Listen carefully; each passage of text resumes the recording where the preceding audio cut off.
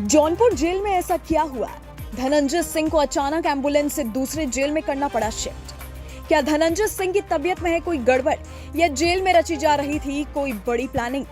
चुनाव के बीच कौन सी रिपोर्ट लखनऊ पहुंची कि अचानक से धनंजय का जेल बदलने का आदेश आ गया? 27 अप्रैल की सुबह जौनपुर जेल के बाहर एक एम्बुलेंस पहुंचती है। धनंजय सिंह के बैरक तक सिपाही जाते हैं और कहते हैं, चलिए आपको बरेली जेल में शिफ्ट किया जाएगा। ना धनंजय सिंह समझ पाते हैं और ना ही इस खबर को कवर करने वाले पत्रकार कि आखिर अचानक से जेल बदलने की वजह क्या है। क्या धनंजय सिंह की जान को जौनपुर जेल में कोई खतरा था? जौनपुर तो धनंजय का गढ़ है, फिर अपने ही गढ़ में ऐसी चिंता क्यों? तो उसका भी जवाब आपको बताते हैं। लेकिन स्थानीय लोग ये दावा कर रहे हैं कि जौनपुर से चूंकि धनंजय सिंह की पत्नी श्रीकला रेड्डी चुनावी मैदान में है, इसलिए धनंजय सिंह जौनपुर जेल में रहते तो चुनाव प्रभावित होने की आशंका थी। क्योंकि बाहुबलियों के लिए जेल के भीतर से आदेश देना कोई बड़ी बात नहीं है।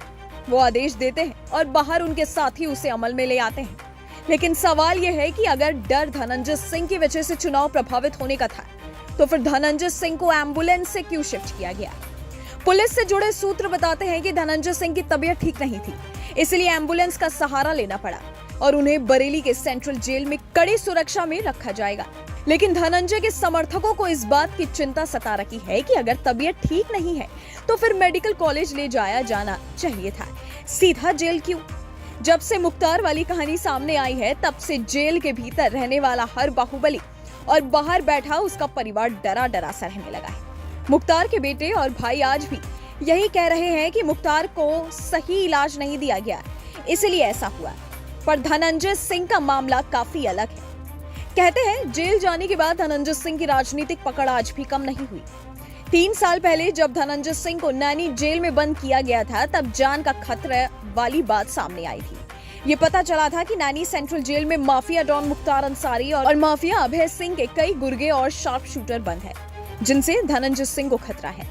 उसके बाद धनंजय को फतेहगढ़ सेंट्रल जेल में ट्रांसफर कर दिया गया था, पर इस बार जो जेल ट्रांसफर हुआ है उसकी सही वजह अब तक सामने नहीं आ पाई है।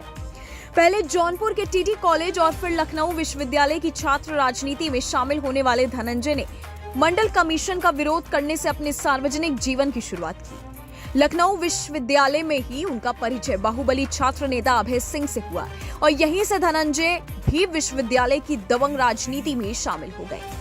कुछ ही सालों में लखनऊ के हसनगंज थाने धनंजय के खिलाफ दर्जनों मुकदमे दर्ज हो गए और पुलिस पर दबाव ऐसा बना कि 17 अक्टूबर 1988 को यूपी पुलिस ने यह ऐलान कर दिया, धनंजय सिंह को हमारे जवानों ने सीधा ऊपर पहुंचा दिया है। बाद में ये बात झूठी निकली। 34 पुलिस कर्मियों के खिलाफ मुकदमा दर्ज हो गया और उन पुलिस वालों को एक बड़ा सबक मिला जो खाकी को बदनाम करते हैं, एक्शन के नाम पर कुछ भी करने लगते हैं। अब धनंजय सिंह की जेल बदलने के बाद आगे क्या होने वाला है कोई नहीं जानता। Bureau report, global Bharat.